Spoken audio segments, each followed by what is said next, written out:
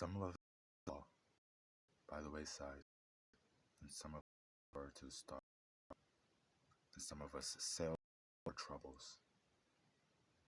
Some have to live with their scars. There's far too much to find, be found. Sun rolling high through the sky keeps great and small on the endless round. In the circle of life, it's the wheel of fortune. It's the leap of faith. It's the band of hope till we find our place. In the path unwinding, in the circle of life.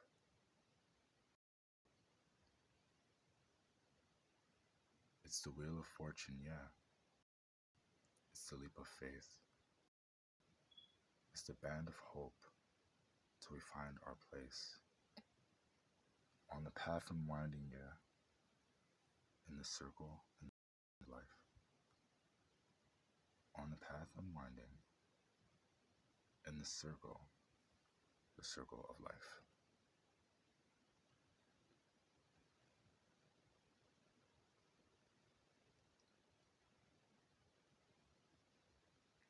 I was like thinking about singing the song. I was just like about to go off on it and stuff.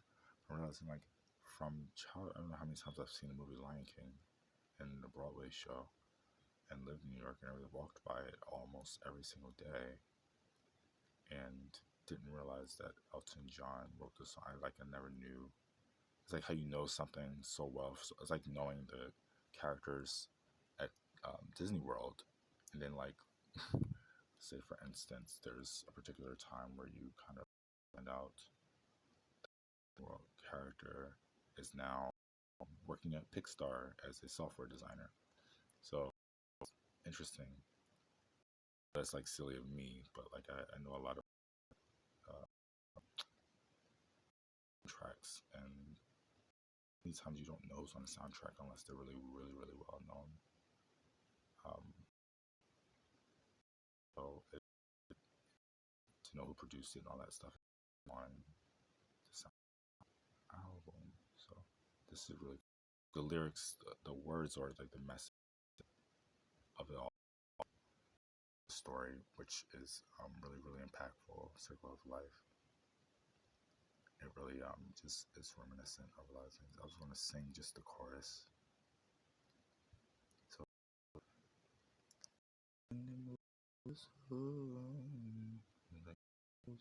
so I might just missing it, or maybe I'm just have certain parts stuck in my head, almost like Pocahontas. No one can oversing Pocahontas. In a circle of life, it's the wheel of fortune. That's not the part I was going to.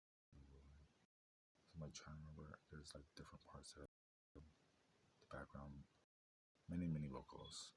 If you're watching that scene, it's as a child growing up, and even until adulthood when you're watching it with your nieces, your nephews, your child, or like your little brother, little sister, or something like that, because you like, this is a family movie. Like this is like a huge, huge, huge deal. Like kind of movie. Everyone watch this movie. You like are more so in awe of like the ceremony that's happening and taking place. In my mind, when something is like visually that stimulating, I tend to like take care of all the other parts by just making sure I'm watching everything that's going on. I'm very much a visual person, you could probably tell and probably see.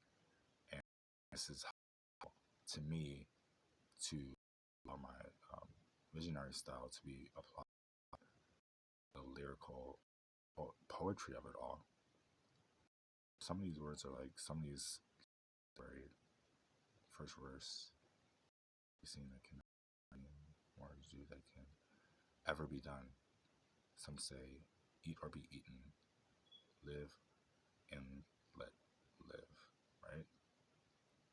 And so like that's this book I was reading um, um, Step into the Light or Enlighten Light. It's one of these just like um, enlightening books, basically. Um, kind of for me, just always staying in touch with things that I are familiar with. When I'm in distant places, like especially when you travel, you always have like a book or something, or like your favorite movie on an airplane. And so, in the book, the author was speaking of how the world is no longer like a dominating kind of like Athenian world, and it's a dog eats dog anymore, and we have gone into a place of dharma and like more so are trying to find an aesthetic that is a little bit more aesthetically pleasing for everyone. And so it's actually, as I'm reading the book, I'm struggling. I'm like a departure from one job to another, and like my career is like kind of faltering, and I'm as a young man just like being faced with decisions and being asked questions that is a departure from basically me being even remotely or closely identified with my family or at all. It's just my individual makeup. And so when you go through that type of strain, a lot is left out and only take certain parts that they find important to them. And it's like not sad to hear, but you're talking about like the circle of life, you know? And in the ceremony, you know, different creeds are welcoming one general idea. And so if we keep just focusing on the idea that the general idea is just, oh, we all live on this planet and that's about it, I think we're missing the bigger picture. And so, like, to me, watching Lion King as a kid, the impact, I was singing along with the song. I was like, you just watch it and watch it. You don't take your eyes off the screen. And so, now I don't want to sing the song anymore. I still like it, but I want to see the movie now again, and then go see the Broadway play again, and then probably like get a T-shirt that says Lion King on it or something. Um, you know, it's like when you face certain things, you just have to smile, and I don't really smile. That I have like, uh, what do they call it? Some people say like it's a Mona Lisa smile. I say it's more so like I guess a poker face. Um, I don't even say it's more so a poker face, but like a funny thing that my professor once said is that like when you're chewing gum, you make some of the ugliest faces. When you mix, because I always chew gum in class, and I always had Tic Tacs, and I always had certs, and I always had lifesavers in class. I always had to make sure my breath smelled good. I don't know. I was obsessed with chewing gum. I still am to this day. So she's like, I have to tell you something. As we're doing this, when you're drawing someone chewing gum, they make some of the ugliest faces you can possibly make. Some of the just idiots. The ugliest faces. And so I'm chewing gum looking at her. I'm just like, I slowly stopped chewing my gum. And I was like, so you want me to spit it out? Or I was like, because like, I don't want my breath to stink. And I'm like, I don't care. And so she's like, you'll see. Just try drawing your face while you're chewing gum. And so I still chew gum to this day because I don't mind like making it. Sometimes you gotta get like, raw with it. Uh, yeah, Elton John, awesome. I mean, I don't know many of Elton John's songs because it wasn't my era. I wasn't born then, and I've only seen some of the wildest performances. Wild to me, but now it's not so wild because I'm just like, oh, they was just like really feeling it, and so it's cool. I just know that I'm like digging some of the stuff that went on. I actually am involved in animation a lot. However, I don't even look at the cover art or like when it comes to the Lion King, especially the play and things like that. I try not to pay attention to the artistic visuals. I try to really pay attention to the story because it really is about the story. And like I know my job is involved in that, but like um, the animation was like very very beautiful. And but if you realize what it was, it's something like all the color tones, the color palette, I would say is some of the most like soothing color palettes you can possibly encounter. Even Scarface, like even like the hyenas and everything. Like in some of the voices, you have to understand that some of the people that are talking on the panels today were some of the voices that we grew up with in these cartoons, and it's kind of like, oh my god, I didn't know you were a voice for a cartoon because I didn't realize at the eight I was so young, I didn't realize that cartoons had didn't had real people as voices. So like, oh my god, I'm so you're the voice of such and such, and so the more you break things down and compartmentalize it, like I have to start with the sketch and then add the color and then add the and then add I guess while I'm adding no, start with the sketch, then add the dimension, then add the color, you know?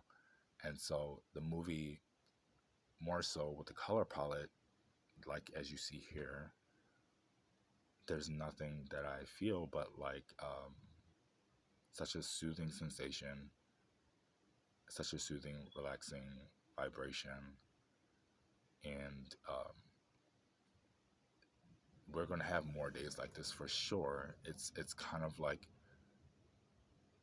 I would say an reminiscence of like a day in Maine, in the fields of Maine, near like a windmill. If we, since I am American and we find it in America, but during that in the movie, you can see that it was just like a lot of land and a lot of struggle, and these stories were told to protect you. So it's a lot to chew and a lot to think about without all the movement, dancing, singing, and animation involved. Sometimes like seeing it in black and white really makes you see red. And so, yeah.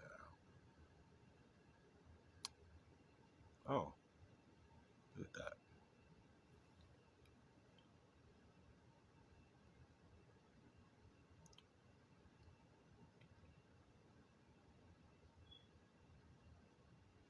Blessed. I can sing something like blessed. Blessed assurance, Jesus is mine. Oh, what a fortress of glory divine. Heir of salvation, purpose chosen by God, born of the Spirit, washed in His blood. And so then you say, this is my story. This is my song. And then you take it to the rest. And you make it your own. Elton John sang a pop version of this with alternate lyrics of the song with London Community Gospel Choir, which was included in the film's soundtrack and made it into a music video. So, this is genius.com, by the way. I want to save this, bookmark it for myself, because I love things that involve people just like me, like minded people. And I think I'm pretty smart. I think I'm pretty smart. But look, it has already 58,000 uh, views, a few people there and here and there. And you have to understand, this is a pretty big statement. And some people have never heard of this movie. And you know, Simba, you know, that was my boy. Scarface was a little, needed a little bit more love, a little overrated. But at the end of the day, um, fight, learn how to fight. This battle is not yours.